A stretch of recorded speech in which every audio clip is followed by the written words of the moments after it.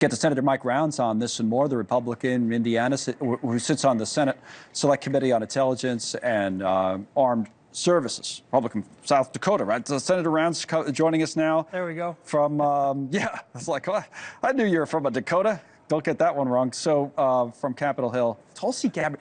You know, it's interesting. Would you have picked this, right? A few weeks ago, it looked like the president might have some trouble with his picks, but now if you had to bet, the odds are they'll probably be confirmed. What's going on there in Washington that is making it more likely that Trump's team will get through?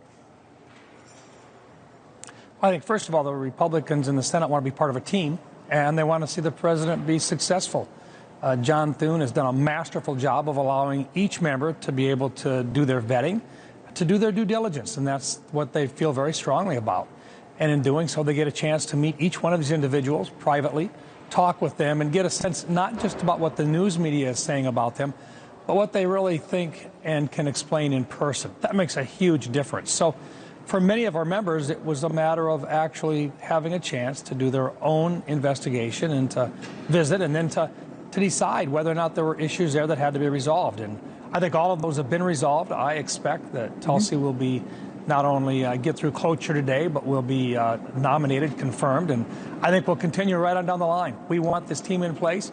We want to get on with the business of literally taking a lot of the expenses out of government, but also allowing the president to get his team ready to go. So our colleagues at the Hill, Senator, wrote a piece that said, and I brought this up earlier in the show, that Republican senators are, quote unquote, terrified, according to the people they're talking to, of crossing Trump, because they would face a primary challenge from people backed by Elon Musk and that kind of thing. But you don't. That's not playing a role in some of this. You don't think? So go through your thinking on it. Like, why would someone like you support Tulsi Gabbard? Did you have concerns, and if so, what? How were they satisfied? Yeah, look, I think the talk of doing these particular challenges is really counterproductive. The people that I know are very, very conscientious about doing the right thing, but that means that they want to have an opportunity, and they're not just going to stand up and say, we're going to support everybody and everybody. We do our due diligence as well, but we think the president's done a good job, and once you understand the reasoning that he's had behind these individuals, it makes it a whole lot easier to step forward and say, part of the team, you want them in place, we're going to help you get them in place, now let's get to work and get the job done. And in the meantime, once again, individuals, you start out with questioning, you have them answer, and part of our responsibility also is what I call the advice side of it, which is talking about how you help them to get through an open hearing. So you talk to them in advance and you help them get through that process where in front of the public, they have to answer some really tough questions from Democrats. If you ask them tough questions in private, it helps them to prepare for the really even tougher questions coming from Democrats. And you know, they've got three people they've got to satisfy, or three different groups. They've got the American people, they've got the members of the Senate, but they've also got the president that they've got to maintain confidence in as well. So they want that president to be proud of their display in front of everybody, and at the same time, we feel like we've been a part of the team when we help them get there. Now, a quick thought then on Elon Musk and DOGE and all of this push to cut spending, cut waste out of government, and the pushback it's receiving from Democrats. A protest again in another agency today, the Consumer Financial Protection Bureau that we've been watching in and out. Congresswoman Maxine Waters had this to say moments ago. Watch.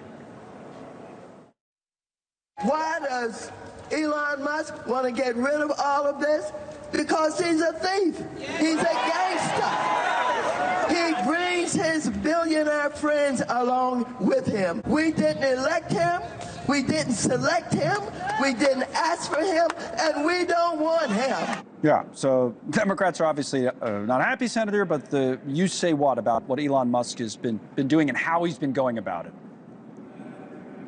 Tell you what, if we could have gotten rid of CFPB a long time ago, we would have.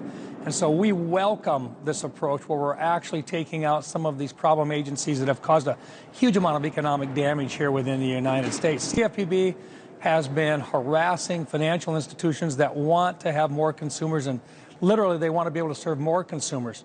When you start putting limits on them and you make it more difficult for them to serve some consumers who are more challenging to serve, you're not helping that consumer. And these folks Look, they're way out of line on this. We need to work our way through this. We've never had an executive branch that was willing to actually roll up their own sleeves. We talk about doing our due diligence in Congress, but now we've got somebody on our side.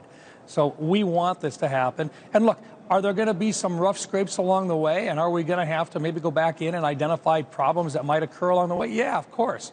But that's part of our role, too. So when we hear from people back home about something that's not looking right or perhaps a website that's down that they need, we go back in, we identify it, and then they're able to make those repairs and move forward.